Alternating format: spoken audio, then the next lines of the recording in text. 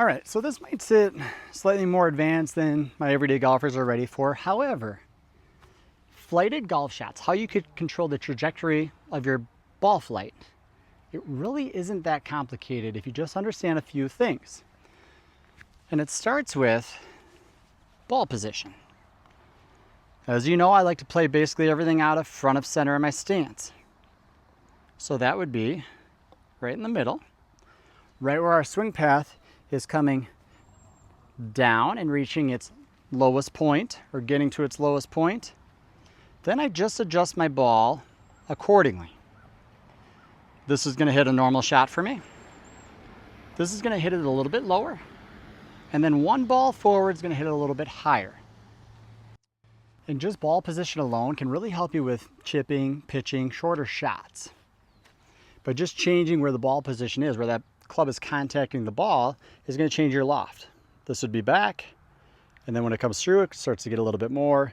And then as you drive down and through, that loft adds a little bit more. So depending on where that ball is positioned and where you catch it, is going to see how your height is. But now, if you're trying to hit a full shot with that, it changes a little bit. So I can have my normal tempo, ball in the center, to get my normal ball flight.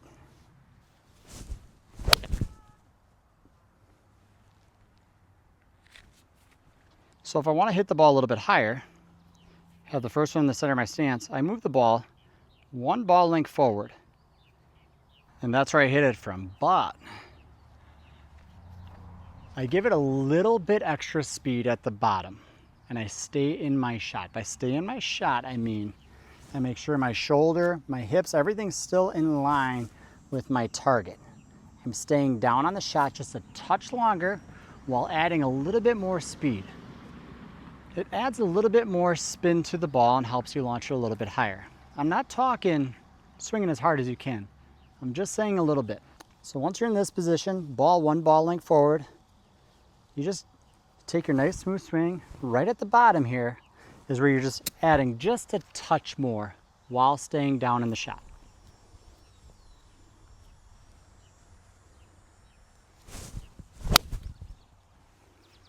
And the ball will launch. And you get bit by a bug. Ow.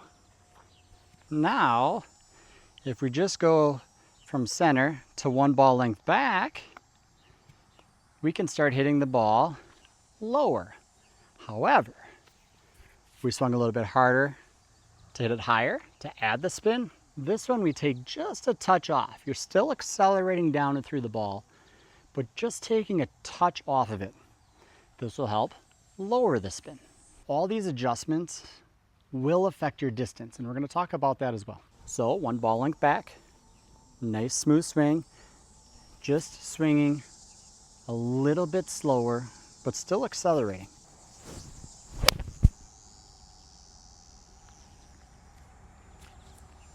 Did you catch it? I also finish with a modified finish. I keep my hands low and I finish here. My hands stay low. I don't do this big sweeping finish around. All right, so what's the deal with distance in your trajectory? Well, if you swung with the same tempo and you played back, forward, middle, these two, how I teach it, are going to travel shorter. This one's going higher, so it's naturally losing distance. This one I have you swinging a little bit easier, so you're going to hit it a little bit shorter because we're taking the spin off the ball. So you need to adjust that when you're trying to hit your shot. So understanding if I try to hit high over a tree and I play that ball forward in my stance, that I may need to go an extra club. Or if I'm trying to hit a knockdown shot into the wind, well, then definitely I'm hitting an extra club, if not two. Because the whole purpose of trajectory control is just for that, to control where we're sending it this way, not this way. Once you figure out how you can control your distance with them also, and distance is controlled just by changing your club, not doing anything extra.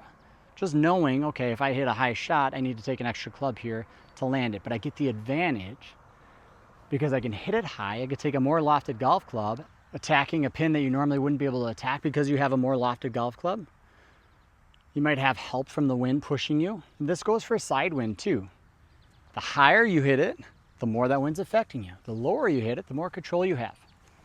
Trajectory control is very important with all your shots. There's wind, there's obstacles, there's tight pins, there's lots of things that get in your way. So knowing how to control your distance along the way with trajectory control, well, that's what's going to make you a better golfer, but you got to practice it, right? I'm not just going to go out there and try to hit a high shot like this without practicing. You have to trust you know how to hit the shot. You're not just going to pull it out of the back pocket on the course. It's simple, it really is. And I don't think it's too advanced because we're just moving the ball a little bit. Give it a try. See what happens. I think you're going to be amazed with how it works. Once you add the little bit of spin, take a little spin off, and who knows? Maybe it's something you'll love. Maybe you'll love to just hit low shots all the time. Maybe you'll love to hit high shots all the time. Maybe that's just where you're going to play it. Having full control of your arsenal, though, super important. Till next time, remember, golf is easy. If you just control your trajectory, you can stop making it hard. I am the Ick.